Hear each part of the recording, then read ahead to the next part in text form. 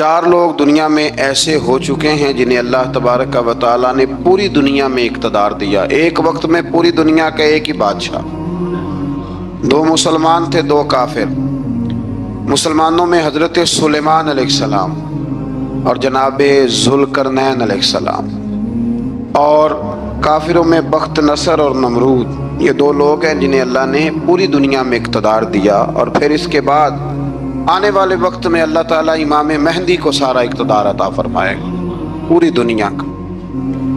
حضرت ذوالقرنین کے بارے میں 2 روایات ہیں، ایک تو یہ ہے کہ وہ نبی تھے اور ایک یہ ہے کہ نہیں وہ ولی تھے، لیکن مجھے حضرت مولا علی شیر خدا رضی اللہ تعالیٰ عنہ کا قول ملا ہے جس میں آپ نے فرمایا ہے کہ نہیں وہ نبی نہیں تھے، تو اس لیے میرا نظریہ یہی ہے کہ وہ اللہ کے ایک نیک بندے تھے۔ اللہ نے انہیں پوری زمین میں اقتدار دیا۔ وہ ایک مہم پہ نکلے، ان کا ارادہ بنا کہ میں ذرا دنیا کا چکر لگاؤں، تو انہوں نے سفر شروع کیا کہ میں دیکھوں ذرا سورج غروب کہاں ہوتا ہے۔ تو فرماتے میں پہنچا، بڑا گیا، لیکن میں اس مقام تک پہنچ گیا جہاں سورج غروب ہوتا ہے، تو پھر میں نے دیکھا کہ ایک سیاہ کنواں ہے جس کے اندر جا کے وہ چھپ گیا ہے، لیکن رب کریم کی اس حقیقت تک میں پہنچ سکا نہیں۔ پھر آپ فرماتے ہیں کہ میں آگے نکلا تو مجھے ایک قوم کے بارے میں بتلایا گیا جو بڑی خونخوار قوم تھی، بڑی خونخوار، اس کو یاجوج اور ماجوج کہا جاتا ہے۔ یہ قوم اتنی خونخوار تھی کہ یہ درندوں کو بھی کھا جایا کرتے تھے، اتنے لمبے چوڑے ان کے قد تھے، اتنے زیادہ طاقتور تھے کہ سانپ اور بچھو بھی کھا جاتے تھے۔ یہ نکلا کرتے تھے سبزے کے دنوں میں تو ساری کھیتیاں اجاڑ جاتے تھے، ہر چیز تباہ کر جاتے تھے، حتیٰ کہ انسانوں تک کو کھا جاتے تھے۔ تو حضرت ذوالقرنین جب وہاں پہنچے، اللہ تبارک و تعالیٰ نے انہیں ان مظلوم لوگوں کا مددگار بنایا جن پر یاجوج اور ماجوج کی قوم ظلم کرتی تھی۔ انہوں نے آپ سے کہا کہ حضور مہربانی فرمائیں، اس قوم سے تو ہماری جان چھڑائیں۔ آپ نے فرمایا تم میری مدد کرو۔ انہوں نے کہا حضور کس طرح؟ فرمایا بس جسمانی طور پر میری مدد کرو۔ تو آپ نے پھر وہاں ایک دیوار بنائی، ایک دیوار لوہا کاٹ کر، سیسا پگھلا کر، پتھر ڈال کر ایک بڑی موٹی تازی دیوار بنائی، اور اتنی اونچی بنائی، اور پھر اس کے چاروں جانب آگ جلائی تاکہ وہ لوہا اس طرح پگھل جائے کہ وہ دیواروں کے ساتھ چپک جائے، تاکہ کوئی آدمی پیر رکھنا چاہے تو پیر رکھ کے اس پہ چڑھ نہ سکے۔ آپ نے وہ دیوار بنائی۔ اب اس قوم کا حال یہ ہوا کہ وہ اس کے اندر قید ہیں، وہ صبح جب اٹھتے ہیں تو اس کو توڑنا شروع کرتے ہیں، توڑتے رہتے ہیں، تو جب شام ہوتی ہے تو ان میں سے ہر روز ایک شخص کہتا ہے اتنی رہنے دو، باقی کل کریں گے۔ لیکن جب وہ سویرے اٹھتے ہیں تو اللہ تعالیٰ اس دیوار کو پھر سے مضبوط فرما دیتا ہے۔ نبی کریم علیہ السلام نے فرمایا قرب قیامت میں ایک وقت آئے گا، قیامت کے قریب جا کے ایک ٹائم ایسا آئے گا کہ اس مخلوق میں سے ہی ایک شخص پکارے گا اور پکار کے کہے گا کہ اب سو جاؤ انشاءاللہ۔ اللہ ان کی زبان پہ جاری کہے گا اب سو جاؤ اور سویرے انشاءاللہ یہیں سے شروع کریں گے۔ تو فرمایا وہ چونکہ انشاءاللہ کہیں گے تو پھر اللہ تبارک و تعالی اگلے دن اس دیوار کو وہیں پہ رکھے گا جہاں رات کو انہوں نے اسے چھوڑا تھا۔ اگلے دن وہ توڑیں گے تو دیوار ساری ٹوٹ جائے گی، اور پھر اللہ تبارک و تعالیٰ کا فضل ہوگا تو مسلمان کی طرف وہ بڑھیں گے، وہ قتل و غارت کریں گے، پھر سے وہی درندگی کریں گے۔ تو پھر حضرت عیسیٰ علیہ السلام ان کے لیے دعا کریں گے، تو دعا کا یہ حال ہوگا کہ ان کے وجود پر کچھ ایسی چیزیں برآمد ہوں گی جن کی وجہ سے وہ مر جائیں گے، ختم کر دیے جائیں گے، قیامت کے قریب جا کے وہ دوبارہ آئیں گے۔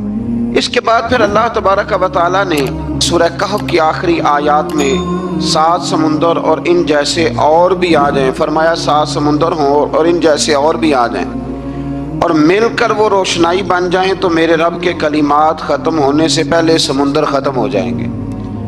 اور آخری آیت میں اللہ تعالیٰ نے فرمایا کہ اے رسول صلی اللہ تعالی علیہ وسلم آپ کہہ دیجئے کہ میں تمہاری طرح ہی ایک بشر ہوں، انا بشر مثلکم، میں بھی تمہاری طرح ایک۔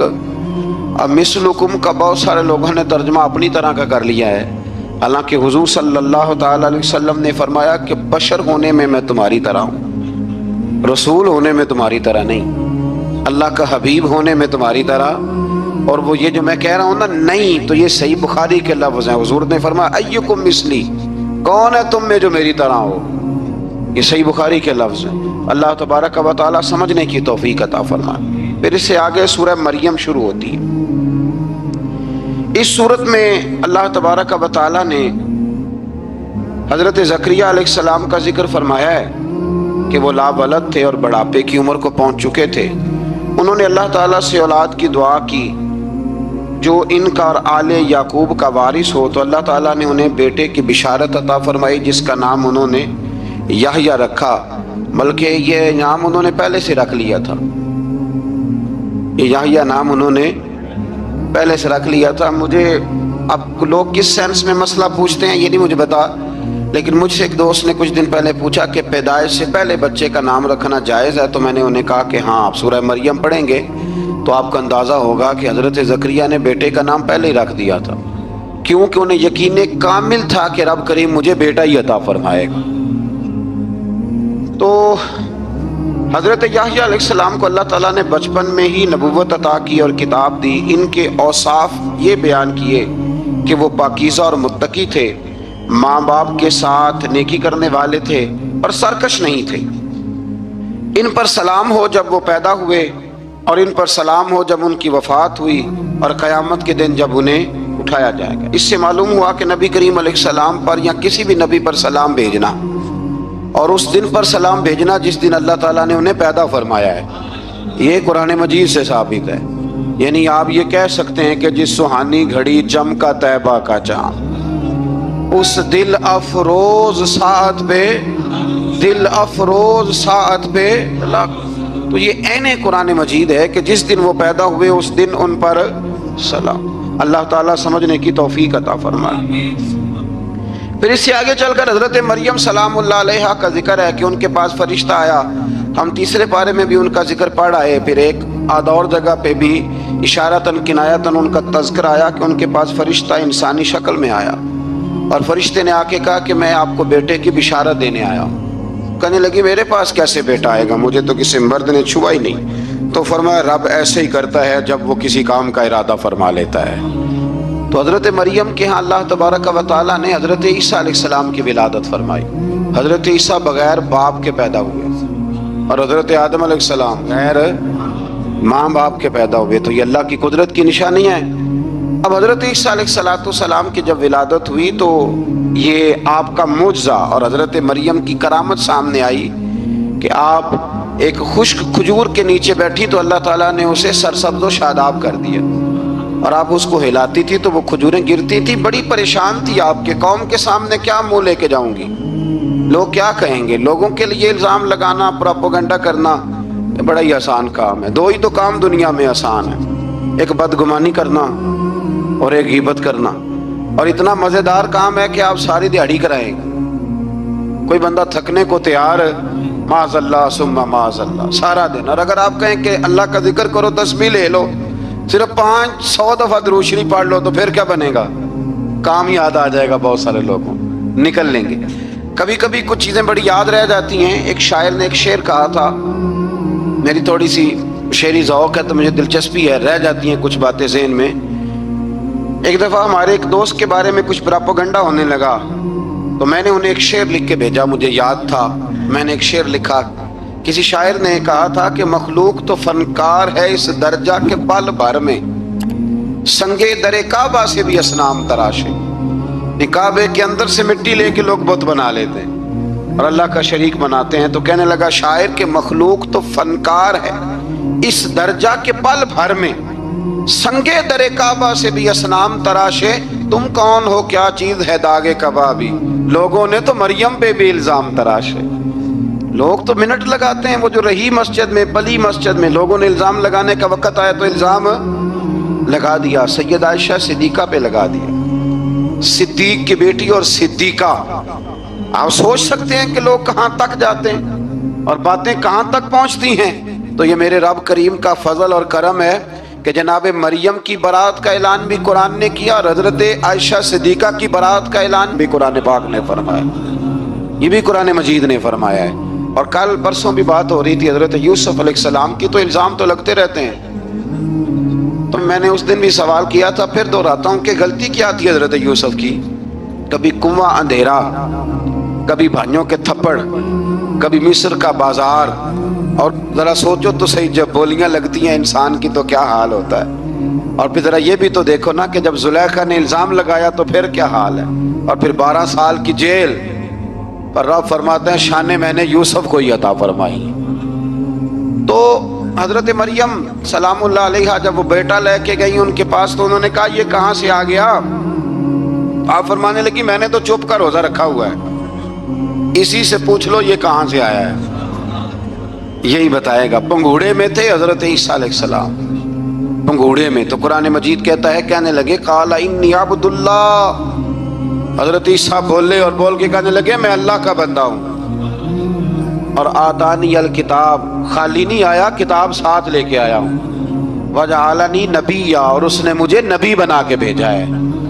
تو حضرت عیسیٰ علیہ السلام پنگوڑے میں ہیں تو کلام فرما رہے ہیں، اپنے نبی ہونے کا اعلان فرما رہے ہیں۔ اب اس بندے کے قریب جا کے اس سے سوال کرنے کو دل نہیں کرتا جو نبی پاک کے بارے میں کہتا ہے 40 سال کے بعد نبی بنے۔ یہاں پنگوڑے میں حضرت عیسیٰ کلام کریں، پنگوڑے میں، اور وہ پنگوڑے میں کہے میں نبی ہوں، اور تو اپنے رسول کے بارے میں یہ کہے کہ بکریاں چرا رہے تھے تو معاذ اللہ انہیں پتہ ہی نہیں تھا کہ میں نبی بن جاؤں گا۔ ایسی کوئی بات نہیں۔ اعلیٰ حضرت فرماتے ہیں اللہ اللہ وہ بچپنے کی پھبن، یعنی بچپن میں بھی رنگ ڈھنگ نرالے تھے میرے رسول کی۔ اللہ اللہ وہ بچپنے کی پھبن، اس خدا بھاتی صورت پہ لاکھوں سلام، اس خدا بھاتی صورت پہ۔ اور مرحوم اعظم چشتی نے بھی ایک جملہ بڑا خوبصورت کہا، اس نے کہا تیری حیات پاک کا ہر لمحہ پیغمبر لگے، تیری حیات پاک کا ہر لمحہ پیغمبر لگے۔ پھر اس سے آگے آیت نمبر 41 سے ایک بار پھر حضرت ابراہیم علیہ السلام کا ذکر ہے کہ وہ بہت سچے نبی تھے، انہوں نے اپنے چچا کو بے جان بتوں کی عبادت سے روکا، عذاب الہی سے ڈرایا۔ اس نے کہا کہ آپ ہمیں ہمارے خداؤں سے پھیرنا چاہتے ہیں، اس سے رک جائیں ورنہ ہم آپ کو سنسار کر دیں گے۔ ابراہیم علیہ السلام نے کہا کہ میں آپ کے لیے اپنے رب سے استغفار کرتا رہوں گا، وہ مجھ پر بہت مہربان ہے۔ تو اللہ تبارک و تعالیٰ نے انہیں اسحاق علیہ السلام بیٹے اور یعقوب علیہ السلام پوتے کی بشارت دی، اور یہ بھی فرمایا کہ یہ دونوں نبی بھی ہوں گے۔ پھر آیت نمبر 51 سے لے کر 58 تک مختلف انبیاء کا ذکر ہے۔ اللہ تعالیٰ نے اس میں فرمایا کہ حضرت موسیٰ کو برگزیدہ رسول، نبی اور اللہ کا رازدار کہا گیا، اور حضرت ہارون کی نبوت کا بیان بھی ہوا، اور حضرت اسماعیل کو وعدے کے سچے، نماز اور زکوٰۃ کا حکم دینے والے رسول اور نبی اور اللہ کا پسندیدہ قرار دیا گیا۔ ادریس علیہ السلام کو صدیق نبی قرار دیتے ہوئے فرمایا کہ ہم نے ان کو بلند جگہ پہ بٹھایا ہے۔ کہاں ہے ادریس علیہ السلام؟ چوتھے آسمان میں بھی، اور جنت کا قول بھی ہے۔ دو روایتیں ان کے بارے میں ملتی ہیں، ایک تو یہ ہے کہ وہ حضرت ملک الموت سے ایک دفعہ کہنے لگے تو میرا یار نہیں بن جاتا، اللہ ہی بھلا کرے۔ حضرت اسرائیل کو کہنے لگے دوست بن، جو کہا بن جاتے ہیں، دوستی ہو گئی۔ فرمانے لگے یار موت کا ذائقہ کیسے چکھاتا ہے؟ کہنے لگا میں آپ کو چکھا دیتا ہوں۔ آپ کو موت کا ذائقہ چکھایا اور دوبارہ پھر روح ڈال دی، آپ اٹھ کے بیٹھ گئے۔ کہنے لگے دوزخ تو دکھا، نے وہ بھی دکھا دی، پر میں جنت تو دکھا، جنت بھی دکھائی۔ تو کہنے لگا واپس چلیں، فرمانے لگے اب تو نہیں جانا۔ کیوں؟ فرمایا رب فرماتا ہے ہم فیہ خالدون، جو جنت میں آئے گا یہیں رہے گا۔ میں کہا جناب وہ تو پہلے موت کا ذائقہ چکھنا ہے، پل صراط جو دوزخ کے اوپر ہے وہاں سے گزرنا ہے۔ تو آپ فرمانے لگے یہ دونوں کام میں کر چکا ہوں اور تو نہیں کرائے ہیں، لہذا میں آ گیا ہوں تو میں نے یہیں پہ رہنا ہے۔ اب حضرت ملک الموت علیہ السلام نے عرض کی مالک یہ تیرا بندہ، فرمایا تیری دوست بھی اس کے ساتھ لگی تھی تو میری توفیق سے ہی لگی تھی، اور یہ یہاں تک آئے بھی میری توفیق سے ہی ہے، میرا ارادہ بن گیا انہیں یہاں رکھنے کا۔ میری طلب بھی تو تیرے کرم کا صدقہ ہے، میری طلب بھی تو تیرے کرم کا صدقہ ہے۔ یہ پاؤں اٹھتے نہیں بلکہ یہ اٹھائے جاتے ہیں، تو یہ بھی تو اس کا کرم ہوتا ہے نا کہ وہ کس طرح کر کے کسی کو نوازتا ہے۔ آیت نمبر 59 میں اللہ تعالیٰ کے فرما بردار اور سرکش بندوں کے احوال اور جو ان کے آخرت میں احوال ہوں گے ان کا ذکر کیا گیا ہے۔ آیت نمبر 66 میں بتایا گیا ہے کہ منکرین آخرت حیات بعد الموت کے بارے میں ہمیشہ شک میں مبتلا رہے۔ انہیں یقین ہونا چاہیے کہ مرنے کے بعد دوبارہ وہی خالق زندہ کرے گا جس نے پہلی بار بغیر کسی نام و نشان کے پیدا کیا۔ آیت نمبر 76 میں بتایا کہ جو لوگ گمراہی میں مبتلا ہیں ان کے ابتلا میں اضافے کے لیے مہلت کی مدت بڑھا دی جاتی ہے، اور جو ہدایت یافتہ ہیں ان کو مزید استقامت نصیب ہوتی ہے۔ اللہ کے ہاں ثواب اور انجام خیر کے اعتبار سے باقی رہنے والی نیکیاں سب سے زیادہ بہتر۔ ایسی نیکیاں کریں جو باقی رہیں ہمیشہ، کیا کہتے ہیں، صدقہ جاریہ۔ آیت نمبر 81 میں فرمایا کہ مشرکین اس امید پر اللہ کے سوا معبودان باطل کی عبادت کرتے ہیں کہ مشکل میں ان کی مدد کریں گے۔ فرمایا ہرگز نہیں، وہ ان کے دشمن بن کے عبادت کا انکار کریں گے۔ آیت نمبر 88 میں بتایا کہ کفار نے اللہ کی طرف اولاد کی نسبت کر کے نہایت سخت بات کی۔ یہ تو اتنا سنگین جرم ہے کہ اس سے آسمان پھٹ پڑے، زمین شک ہو جائے اور پہاڑ ریزہ ریزہ ہو جائیں۔ مزید فرمایا کہ آسمان اور زمین میں جو کوئی بھی ہے سب اللہ کے حضور بندے بن کے حاضر ہوں گے۔ آیت نمبر 97 میں فرمایا جو لوگ ایمان لائے اور نیک کام کیے ان قریب رحمان لوگوں کے دلوں میں ان کی محبت پیدا فرما دے۔ یہ جو شرک والا معاملہ ہے نا، یہ بڑا سادہ سا ہے۔ کچھ لوگ آج نئے فلسفی اٹھے ہیں تو وہ کچھ عجیب و غریب سی باتیں دہریوں جیسی کرنے لگے ہیں، اور بعض مضامین ہم دیکھتے ہیں تازے جو چھپتے ہیں ان کے اندر بھی وہ اشارتاً کنایاتاً مذہب کی بنیاد پر تقسیم نہیں ہونی چاہیے، انسان بحیثیت انسان قابل تکریم ہے۔ تو ایک بات سمجھ لیں کہ جو مکان کی رجسٹری آپ کے نام ہے اگر کوئی اور دعویٰ کرے اس کا تو آپ کو برداشت ہے؟ یہ ہو نہیں نہ سکتا میاں۔ ملک میں وزیر کئی ہو سکتے ہیں پر وزیر اعظم ایک ہوتا ہے، اس کو سمجھ لیں۔ تو جب اللہ کی توحید میں کوئی کسی کو شریک ٹھہراتا ہے تو وہ بہت بڑا جرم کرتا ہے، یوں سمجھ لیں کہ جیسے آپ کی 5 مرلے کی زمین پہ کوئی آ کے قبضہ کرے، اسے مار دینے کو دل کرتا ہے۔ اس لیے یہ ساری زمین رب کریم کی ہے، آسمان و زمین کا خالق اور مالک۔ تو شرک ناپسندیدہ بات، ناپسندیدہ۔ سورہ طٰہٰ شروع ہوتی ہے۔ اس سورہ طٰہٰ میں نبی پاک صلی اللہ تعالی علیہ وسلم کو رب کریم نے فرمایا کہ محبوب قرآن اس لیے نازل نہیں کیا تھا کہ آپ مشقت میں پڑ جائیں۔ نبی کریم لمبی لمبی نمازیں پڑھتے تھے، لمبی لمبی۔ تو قرآن مجید نے کہا طٰہٰ ما انزلنا علیک القرآن لتشقیٰ، محبوب قرآن اس لیے نازل نہیں کیا کہ آپ مشقت میں پڑ جائیں۔ حضور لوگوں کو بڑی جد و جہد کے ساتھ دین کی طرف بلاتے تھے، تو کہا محبوب قرآن اس لیے نازل نہیں کیا تھا کہ آپ مشقت میں پڑ جائیں۔ آپ تو مشقت کرنے لگ گئے۔ وہ یا رب اپنے محبوب کو کہہ رہا ہے، جیسے سورہ مزمل میں بات ہوئی نا کہ محبوب تھوڑا آرام بھی فرما لیا کر، محبوب تھوڑا آرام بھی فرمائے۔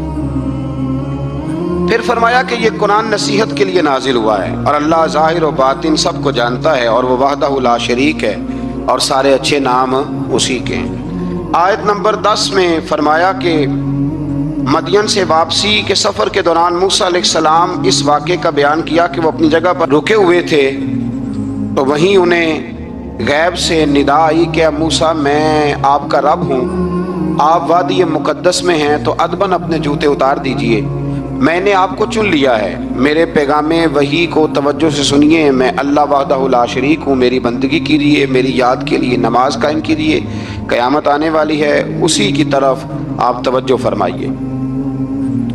اسی موقع پر آپ کو جو معجزات عطا کیے گئے ان کا بھی ذکر ہے، اور وہ ہم پیچھے بہت ساری جگہوں پہ اس کا ذکر کر آئے کہ اللہ تعالیٰ نے ان کو ایک ایسا عصا عطا فرمایا تھا کہ وہ ایک دم میں ہی بہت بڑا اژدہا بن جایا کرتا تھا، اور پھر حضرت سیدنا موسیٰ علیہ السلام اپنا ہاتھ گریبان میں ڈال کے نکالتے تھے تو آفتاب کی طرح روشن ہو جاتا تھا۔ اقبال کہتے ہیں یدے بیضا لیے بیٹھے ہیں اپنی آستینوں، یدے بیضا لیے، چمکتے ہوئے ہاتھ ہیں ان کے، تو یہ اپنی آستینوں میں چھپا کے بیٹھے ہیں۔ پر اقبال نے یہ ولیوں کے لیے کہا ہے، نہ پوچھ ان خرقہ پوشوں کی، ارادت ہو تو دیکھ ان کو، ارادت ہو تو محبت کے ساتھ دیکھ، تنقید کے ساتھ تو پتہ ہے پھر بندے کو